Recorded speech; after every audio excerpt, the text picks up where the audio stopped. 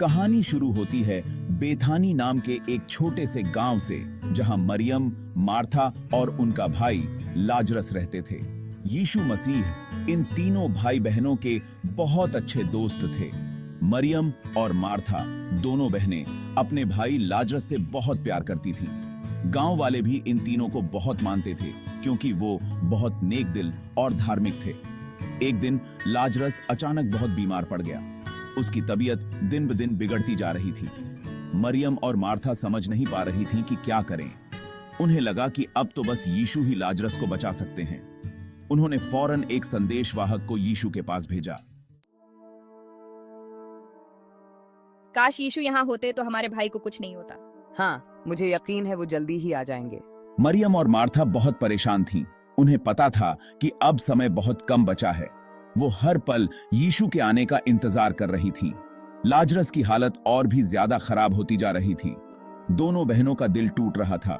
वो दिन रात प्रार्थना कर रही थीं। प्रभु, आपका प्यारा दोस्त लाजरस बहुत बीमार है। ये बीमारी मौत के लिए नहीं है, बल्कि ये तो भगवान की महिमा दिखाने के लिए है। इससे दुनिया को भगवान के बेटे की शक्ति का पता चलेगा। ये सुनकर यीशु के शिष्यों को थोड़ी राहत मिली, लेकिन वो अभी भी चिंतित थे। हमें अभी बेथानी जाना चाहिए। हम यहाँ 2 दिन और रुकेंगे। शिष्य ये सुनकर हैरान रह गए। उन्हें समझ नहीं आ रहा था कि आखिर रुकना क्यों है। 2 दिनों बाद यीशु ने कहा, चलो, अब हमारा दोस्त लाजरस सो गया है। मैं उसे जगाने जा रहा हूँ। शिष्यों ने सोचा कि अगर लाजरस सो रहा है तो वो जल्दी ही ठीक हो जाएगा। प्रभु, अगर वो सो रहा है तो इसका मतलब वो ठीक हो जाएगा, है ना? लाजरस मर चुका है, लेकिन मैं इसीलिए वहां नहीं था ताकि तुम सबको अपनी आस्था और मजबूत करने का मौका मिले। चलो, अब हम उसके पास चलते हैं। इस बात ने शिष्यों को और भी उलझन में डाल दिया। उन्हें समझ नहीं आ रहा था कि अगर लाजरस मर ही चुका है तो वहां जाने का क्या मतलब है। तुम खुद देखोगे भगवान का चमत्कार कैसे होता है। जब यीशु और उनके शिष्य बेथानी पहुंचे, तब तक लाजरस को मरे हुए 4 दिन हो चुके थे। पूरे गांव में गम का माहौल था। मरियम और मार्था बहुत दुखी थीं। प्रभु, अगर आप यहाँ होते तो मेरा भाई कभी नहीं मरता।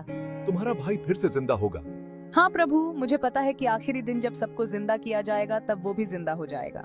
मैं ही पुनर्जन्म हूँ, मैं ही जीवन हूँ। जो कोई मुझ पर विश्वास करता है, वो अगर मर भी जाए तो फिर से जीवित होगा। क्या तुम मेरी बात पर यकीन करती हो? हाँ प्रभु, मैं आपकी बात पर पूरा यकीन करती हूँ। फिर मरियम भी यीशु से मिलने आई।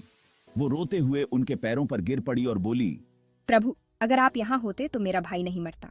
यीशु ने मरियम और मार्था का दुख देखा और वो खुद भी बहुत भावुक हो गए। लाजरस को कहाँ रखा है? लोगों ने उन्हें कब्र की तरफ ले जाया। यीशु ने वहां आकर प्रार्थना की और कहा, लाजरस, बाहर आ जाओ। और फिर एक अद्भुत नजारा हुआ।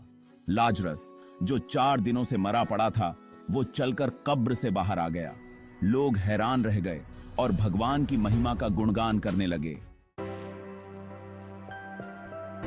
इस चमत्कार ने सभी के दिलों को छू लिया। उन्हें यकीन हो गया कि यीशु सचमुच भगवान के बेटे हैं। लोगों ने अपनी आंखों से भगवान की शक्ति देखी और उनका विश्वास और भी मजबूत हो गया।